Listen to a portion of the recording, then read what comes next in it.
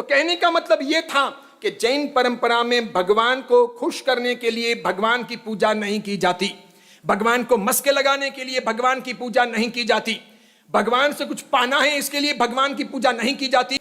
और आपके मन में कुछ भ्रम हो और ये सब कंकड़ पत्थर सोना चांदी हीरे माणिक मोती बेटे बेटियां कोई गाड़ी वाड़ी कोई बड़ा मकान वकान यही पाने की आपकी लालसा हो, तो इसके लिए भगवान को भजना मत, इससे कुछ भगवान देंगे नहीं।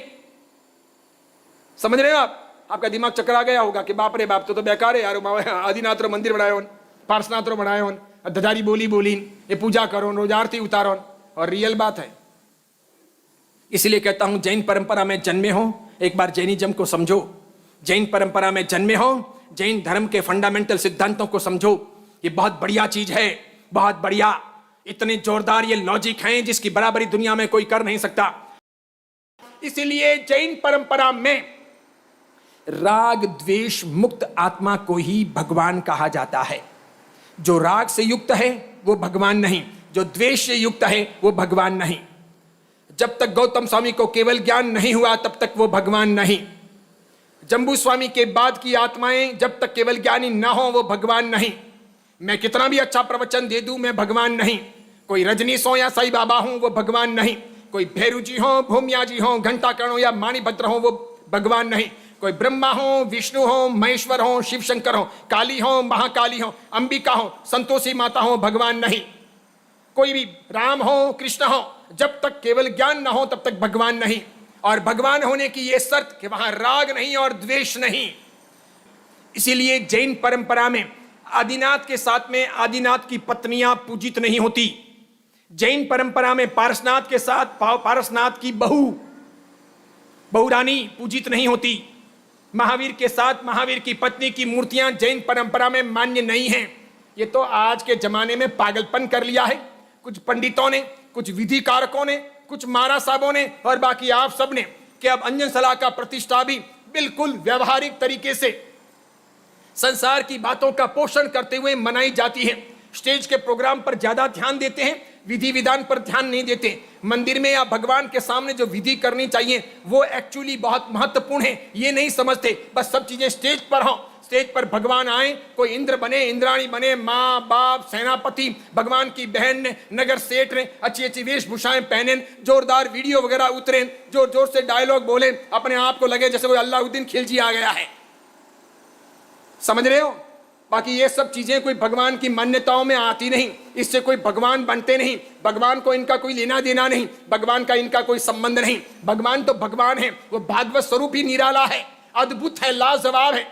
एक बार कभी अरिहंत वंदनावली पढ़ो तो मालूम पड़े, एक बार जब नमुथुणम के अर्थ करो तो मालूम पड़े, एक बार नमुथुणम का भी जो विस्तार है ललित विस्तरा ग्रंथ वो कभी पढ़ो तो पता चले, एक बार द्रव्य पूजा और भाव पूजा की सभी विधियां पढ़ो तो पता चले। और इसके सिवाय ये अभिषेक, हाँ, वर्तमान शक्रस्तव, उसके अर्थ कभी पढ़ो तो पता चले कि परमात्मा कैसे, अरिहंत प्रभु कैसे, कौन कौन से उनमें गुण, क्या क्या उनकी विशिष्टताएं, और फिर उसके सामने दूसरे सबको तोलो। मैं किसी का अपमान नहीं कर रहा, मैं किसी को गया गुजरा नहीं कह रहा, समझ रहे हो आप? लेकिन आप ये सोचो कि पीतल को भी सोना कहो और सोने को भी सोना कहो, ये मेरे दिमाग में नहीं उतरता। सुन रहे हो आप? पीतल को भी सोना कहो और सोने को भी सोना कहो, ये बात मेरे दिमाग में नहीं उतरती। डुप्लीकेट नोट को भी नोट कहो और ओरिजिनल नोट को भी नोट कहो, ये अपने दिमाग में नहीं उतरता। समझ रहे? इसलिए पहले तोलना होगा भगवान कौन, राग और द्वेष नहीं।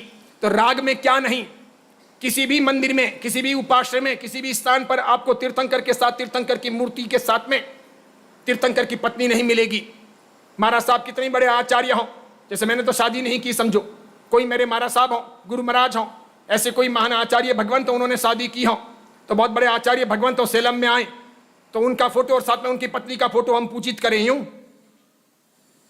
कितने बड़े हो तो क्या हो गया, सेलम के अधिपति हो तो क्या हो गया, सेलम के सब मंदिरों की प्रतिष्ठा करवा दी हो तो क्या हो गया, जोरदार चमत्कारिक हो तो क्या हो गया, अभी कुछ बोले और अभी आपका काम हो जाए तो क्या हो गया। उनके साथ उनकी पत्नी की पूजा नहीं हो सकती। पत्नी की पूजा करें तो उसके बजाय तो आप ज्यादा अच्छे ना, आप लोगों की पूजा करें ना। कल से महावीर के मंदिरों को, आदिनाथ के मंदिर को बंद कर दें, सबको कह दें कि रोज धनी लुगाई पूजा करनी। कम से कम पतिव्रता और पत्नीव्रता तो हैं, चौरी के सामने समाज की साक्षी में शादी तो की है। जब पति पत्नी की पूजा ही करनी थी तो मंदिर में जाने की जरूरत क्या है? इसीलिए अपने यहां पर भगवान रामचंद्र जी मान्य है, लेकिन सीता के साथ में हो वो मान्य नहीं। भगवान रामचंद्र जी मान्य है, वो मोक्षगामी आत्मा है। उस आत्मा ने कर्म क्षय किए, साधु बनकर वो आत्मा मोक्ष में गई। वो तद्भव मोक्षगामी आत्मा थी। वो निर्मल मर्यादा पुरुषोत्तम संस्कारों की गुणों की धनी थी, पवित्र थी। वो रामचंद्र जी मंजूर हैं। लेकिन वो कौन? वो रामचंद्र जी जो त्यागी, वैरागी, विषय वासनाओं से मुक्त, राग द्वेष से मुक्त जो सिद्धात्मा बनी, वो रामचंद्र जी। अरिहंत से कोई सिद्ध बन सकता है और डायरेक्ट कोई अरिहंत पूर्वक भगवान बन सकता है। यानी अरिहंत बन के सिद्ध बने या सामान्य केवली बन के सिद्ध बने, दो प्रकार से लोग सिद्ध बनते हैं। इसलिए अरिहंत और सिद्ध ये दो हमारे देव हैं। रामचंद्र जी सिद्ध बने, अरिहंत बन के मोक्ष में नहीं गए, सिद्ध बन के मोक्ष में गए। समझ रहे? सिद्धात्मा भी भगवान कही जाती है, तो वो रामचंद्र जी मंजूर। लेकिन जो गोपियों के साथ में क्रीड़ा करते हो वो कृष्ण जी भगवान के तौर पर मंजूर नहीं, क्योंकि वो राग पोषक है। अब मैं अपने पास्ट को याद करूं कि ये मेरी पत्नी थी, ये मेरे बच्चे थे, इस प्रकार हम मस्त एक दूसरे को प्यार करते थे, शादी करके यहाँ हनीमून पे गए थे, तो ये क्या आपको आध्यात्मिक उत्थान देगा? इससे आपका कल्याण होगा? इससे मेरा कल्याण होगा? इससे मेरी पत्नी हो तो उसका कल्याण होगा? ऐसी बातों से किसी का कल्याण हो सकता है? अगर ये राग प्रेरक बातें ही अपने जीवन का आधार बनानी हो तो फिर कल्याण कब होगा? कब हम मुक्त बनेंगे विषय वासनाओं से? जिन शासन तो त्याग की महिमा गाता है, जिन शासन भोग की वकालत नहीं करता, जिन शासन तो सब प्रकार की कुवृत्तियों को छोड़ने का निर्देश देता है, वो जिन शासन जहां 32 साल की उम्र में पेथड़ जैसी आत्मा ने महामंत्री होते हुए ब्रह्मचर्य का व्रत ले लिया था, और पेथड़ जब 32 के थे तो प्रथमिनी उनकी श्राविका पत्नी मात्र 28 की थी। 28 साल की भर जवानी में मात्र एक दोस्त के भेंट सौगात को लेते हुए प्रेरित होकर जो आत्मा जीवन भर के लिए ब्रह्मचर्य का व्रत लेने का मन बना ले, ये जिन शासन है। 5 शादियां 10 शादियां, अरे शादियां तो 1,92,000 डुप्लीकेट और ओरिजिनल दोनों मिलके बराबर। हाँ, चक्रवर्ती की रानियां होती है 1,92,000, सब्स्टिट्यूट और ओरिजिनल दोनों मिलकर के 1,92,000। अब 192 1,92,000 और पे एक में ही धापा और थे ही एक में पूरा हुआ। क्या मिला? मुझे ईमानदारी से बताओ। जो जो पत्नियां हैं, मम्मियां बन चुकी हैं, 10 साल 15 साल 20 साल जिए हो, मैं आपका भाई हूं, छोटा या बड़ा, या आपका बेटा हूं, ईमानदारी से कहो, भले शादियों के समय कितने मनोरथ रहे होंगे, अच्छे अच्छे फोटो देखे होंगे, रात दिन वो सपने में आए होंगे, आज आप क्या महसूस करते हो? 2-3 बच्चों के मां बन जाने के बाद क्या महसूस करते हो? क्या भोग का अंत है? जिंदगी का अंत है? आज कमर थकने लग गई, पेट दुखने लग गया, आंखों पर झुर्रियां पड़ गई, अब धीमे धीमे याददाश्त कम हो गई, ऐसा लगता है 5-25 साल के बाद चले जाएंगे, ये सब यहीं रह जाएगा, ये भोग ने वो। अब विचार करो, 1,92,000 में जब चक्रवर्ती भी धाप नहीं सका, 1,92,000 में चक्रवर्ती नहीं धापा, आपका और मेरा कब कल्याण होगा?